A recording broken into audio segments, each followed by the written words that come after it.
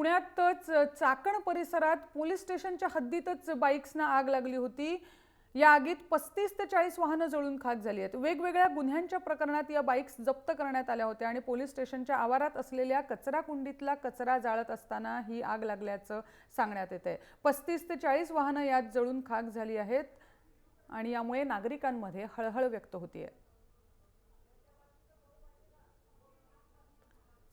पुणे जिल्ह्यातल्या चाकणमधलं हे प्रकरण आहे। ज्या बाईक्स पोलिसांनी जप्त केल्या होत्या त्या पोलीस स्थानकाच्या परिसरात पार्क करण्यात आल्या होत्या आणि या कचरा या परिसरात जाळला जात असताना त्याची आग वाहनांना लागून, वाहनात इंधन असतं त्यामुळे ही आग भडकली आणि एकूण 35 ते 40 वाहनं ही बघता बघता जळून खाक झाली आहेत।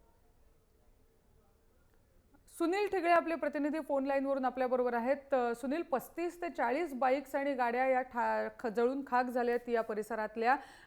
काय म्हणायचं याला, हलगर्जीपणा म्हणायचा पोलिसांचा किंवा कचऱ्याची विल्हेवाट लावणाऱ्या लोकांचा, की कशामुळे हे झाल्याचा अंदाज आहे?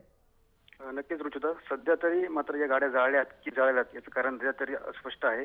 परंतु 12 तारीख म्हणजे 28 मार्चला 12 गाड्या कात्रज म्हणजे जाळल्या होत्या। त्याचं 17 सध्या ग्रामीण भागात दिसताना आपल्याला पाहायला मिळत आहे। परंतु ह्या गाड्या आता कशा प्रकारे जाळल्यात की कोणी जाळल्यात हे मात्र पोलीस तपास करीत आहेत रुचिता।